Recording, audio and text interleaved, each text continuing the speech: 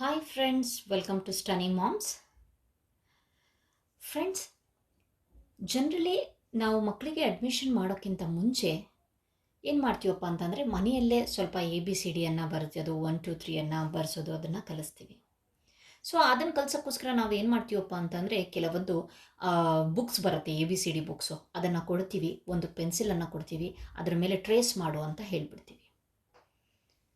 So but ಆ ಮಗುಗೆ pencil ಹಿಡ್ಕೊಳೋದೇ ಬರೋದಿಲ್ಲ, ಪೆನ್ಸಿಲ್ ಹಿಡ್ಕೊಳಕ್ಕೆ ಬರೋದಿಲ್ಲ. ಅಂಥ ಮಗು ಮುಂದೆ ನಾವು 2 to 3 ಇಯರ್ಸ್ ಅಥವಾ 3 to 4 ಇಯರ್ಸ್ ಮಗು ಮುಂದೆ ನಾವು ಪೆನ್ಸಿಲನ್ನು, ಇಷ್ಟು ದೊಡ್ಡ ಪೆನ್ಸಿಲ್ ಕೊಟ್ಟು ಆ ಬುಕ್ಕನ್ನು ಕೊಟ್ಟು ಇದನ್ನು ABCDಯನ್ನು ಟ್ರೇಸ್ ಮಾಡು ಅಂತ ಅಂದರೆ ಬರೋದಿಲ್ಲ, ಆಗೋದಿಲ್ಲ.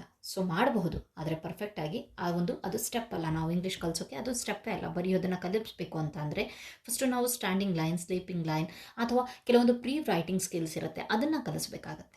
ಸೊ ಆ ಪ್ರೀ ರೈಟಿಂಗ್ ಸ್ಕಿಲ್ಸು ಯಾವ್ದ್ಯಾವುದು ಅಂತ ಹೇಳಿಬಿಟ್ಟು ಯಾವ ರೀತಿಯಾಗಿ ಮಗುಗೆ ಫಸ್ಟು ಬರೆಯೋದನ್ನು ಕಲಿಸಬೇಕು ಅಂತ ಹೇಳಿಬಿಟ್ಟು ನೋಡೋಣ.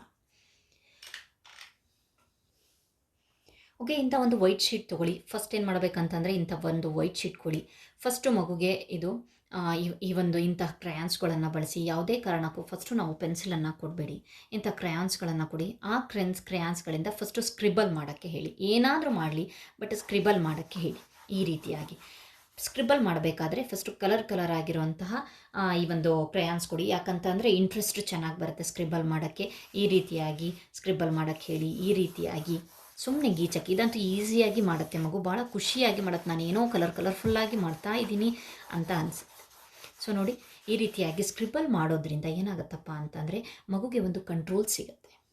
ಸೊ ಪೆನ್ಸಿಲ್ ಹಿಡಿಯೋಕ್ಕಿಂತ ಮುಂಚೆ ಇದು ಈಸಿಯಾಗಿ ಅವನ ಕೈಯಲ್ಲಿ ಮೂಮೆಂಟ್ ಆಗುತ್ತೆ. ಸೊ ಅವನಿಗೆ ಒಂದು ಕಂಟ್ರೋಲ್ ಸಿಗುತ್ತೆ.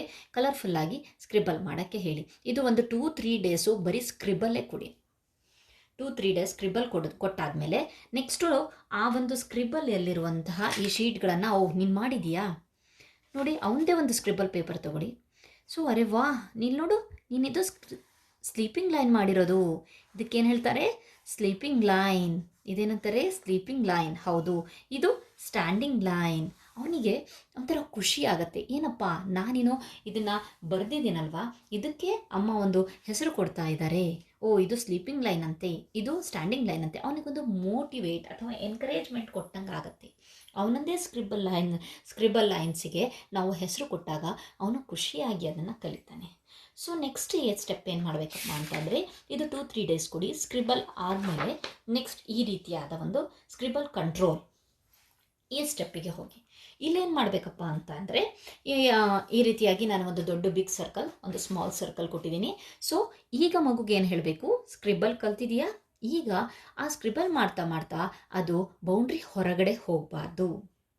ಅದರ ಸ್ಟಾರ್ಟ್ ಮತ್ತು ಎಂಡ್ ಆ ಲೈನ್ ಒಳಗಡೆನೇ ಬರಿಬೇಕು. ಅಂದರೆ ಯಾವತ್ತೂ ಮಗುಗೆ ಈ ಸೆಕೆಂಡ್ ಸ್ಟೆಪ್ಪಿಗೆ ಬಂದಾಗ ಅವನು ಸ್ಕ್ರಿಬಲ್ ಸ್ಟಾರ್ಟ್ ಮಾಡಿದಾಗ ಅವನಿಗೆ ಇದು ಸ್ಟಾರ್ಟಿಂಗ್ ಲೈನ್, ಇದು ಎಂಡಿಂಗ್ ಲೈನ್, ಸೊ ದಟ್ ನಾನು ಹೊರಗಡೆ ಹೋಗಬಾರ್ದು ಅಂತ ಹೇಳಿಬಿಟ್ಟು ಅವನಿಗೆ ಒಂದು ಕಂಟ್ರೋಲ್ ಸಿಗುತ್ತೆ.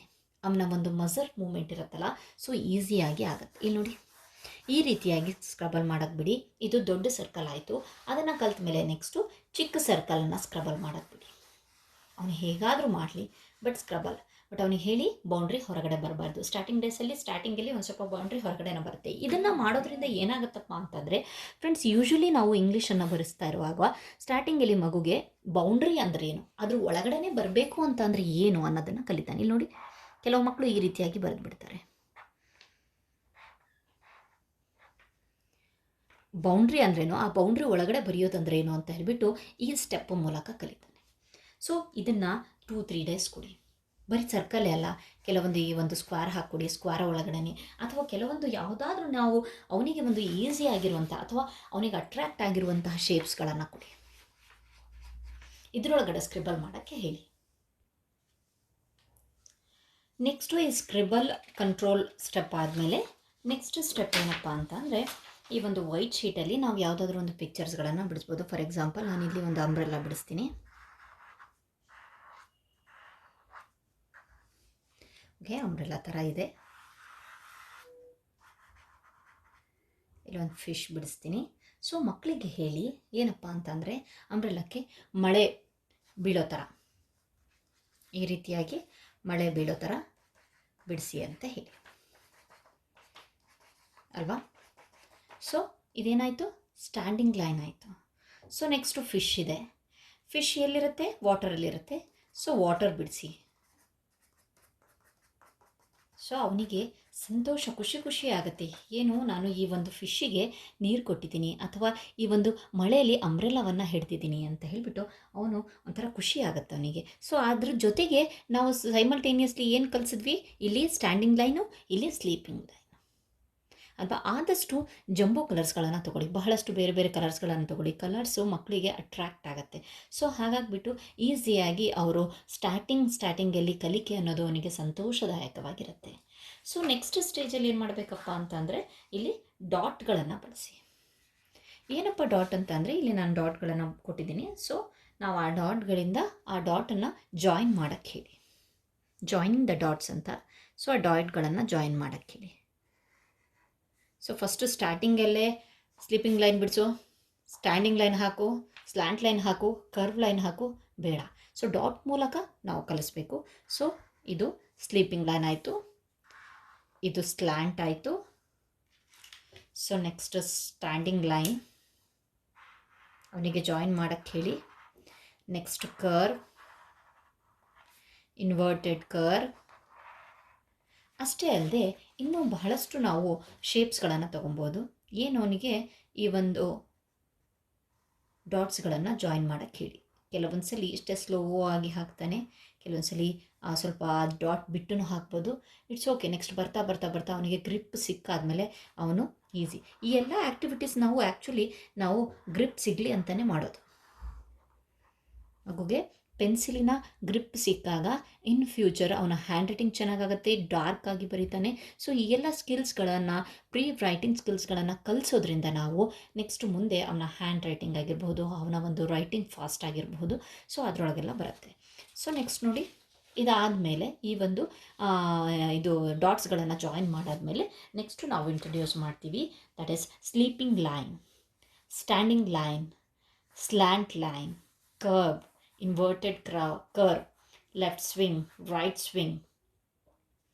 ಇದಾದಮೇಲೆ ನಾವು ಕೆಲವೊಂದು ಈಗ ನಾವು ನೆಕ್ಸ್ಟ್ ಆಲ್ಫಾಬೆಟ್ಸ್ಗಳನ್ನು ತೊಗೊಳ್ತೀವಿ. ಆಲ್ಫಾಬೆಟ್ಸ್ ಅಂದ ತಕ್ಷಣ ಫಸ್ಟು ಮಗುಗೆ ಎದಿಂದ ಸ್ಟಾರ್ಟ್ ಮಾಡಬೇಕು ಅಂತ ಇಲ್ಲ. ಎದಿಂದ ನಾವು ಯಾವತ್ತೂ ಸ್ಟಾರ್ಟಿಂಗನ್ನು ಕಲಿಸಲೇಬಾರ್ದು. ನಾವು ಸ್ಲೀಪಿಂಗ್ ಮತ್ತು ಸ್ಟ್ಯಾಂಡಿಂಗ್ ಲೈನ್ಗಳನ್ನು ಬಳಸಿ ಆಗಿರುವಂಥ ಆಲ್ಫಾಬೆಟ್ಸ್ಗಳನ್ನು ಪ್ರಾಕ್ಟೀಸ್ ಮಾಡಿಸ್ಬೇಕು. ಯಾಕಂತಂದರೆ ಮಗು ಫಸ್ಟು ಸ್ಲೀಪಿಂಗ್ ಲೈನು ಮತ್ತು ಸ್ಟ್ಯಾಂಡಿಂಗ್ ಲೈನ್ ತುಂಬ ಈಸಿಯಾಗಿ ಕಲಿಯುತ್ತೆ. ಸೊ ಹಾಗಾಗಿಬಿಟ್ಟು EFILT ಇದನ್ನು ಫಸ್ಟ್ ಸ್ಟೆಪ್ಪಲ್ಲಿ ಕಲಿಸ್ಬೇಕು. ಇದು ಕಲಿತ ಮೇಲೆ ನೆಕ್ಸ್ಟು ಸ್ಲ್ಯಾಂಟ್ ಲೈನನ್ನು ಬಳಸ್ಕೊಂಡಿರುವಂತಹ AMNVWYZ ಇದನ್ನು ಕೊಡಬೇಕು. ನೆಕ್ಸ್ಟ್ ಅದಾದಮೇಲೆ ಕರ್ವ್ಗಳನ್ನು ಬಳಸ್ಕೊಂಡಿರುವಂಥ C ಮತ್ತು D ಇದನ್ನು ಕಲಿಸ್ಬೇಕು. ಅದಾದಮೇಲೆ ಎಲ್ಲ ಆಲ್ಫಾಬೆಟ್ಸ್ಗಳನ್ನು ನೆಕ್ಸ್ಟ್ ಸ್ಟೆಪ್ಪಲ್ಲಿ ನಾವು ಕಲಿಸ್ಕೊಂಡು ಹೋಗ್ತೀವಿ. ಸೊ ನೆಕ್ಸ್ಟ್ ಇದಾದಮೇಲೆ ಏನಪ್ಪ ಅಂತಂದರೆ, ಕರ್ವ್ ಮೂಲಕನೇ, ಈ ಒಂದು ಡಾಟ್ಸ್ ಮೂಲಕನೇ ನಾವು ಆಲ್ಫಾಬೆಟ್ಸನ್ನು ಟೀಚ್ ಮಾಡಬೇಕು. ಯಾವ ರೀತಿಯಾಗಿ, ಇಲ್ಲಿ ನೋಡಿ, A ಕಾಣಿಸ್ತಿದೆ ಅಂದ್ಕೊಂಡಿರ್ತೀನಿ. ಫಸ್ಟ್ ಇಲ್ಲಿಂದ ಇಲ್ಲಿವರೆಗೆ ಆದಷ್ಟು ಬೇರೆ ಬೇರೆ ಕಲರ್ಸ್ಗಳನ್ನು ಯೂಸ್ ಮಾಡಿ ಫಸ್ಟು ಅವನ ಮುಂದೆ ಈ ರೀತಿಯಾಗಿ ಒಂದು ಸ್ಲ್ಯಾಂಟ್, ಈ ರೀತಿಯಾಗಿ ಒಂದು ಸ್ಲ್ಯಾಂಟ್, ನೆಕ್ಸ್ಟು ಒಂದು ಸ್ಲೀಪಿಂಗ್ ಲೈನ್. 3 ಲೈನ್ಸಿಗೂ ಸ್ಟಾರ್ಟಿಂಗ್ ಇಂಟ್ರೊಡ್ಯೂಸ್ ಮಾಡ್ತಿರುವಾಗ ಬೇರೆ ಬೇರೆ ಕಲರ್ಸ್ ಕೊಡಿ. B,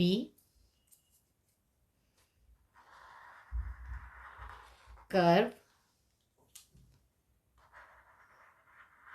again curve.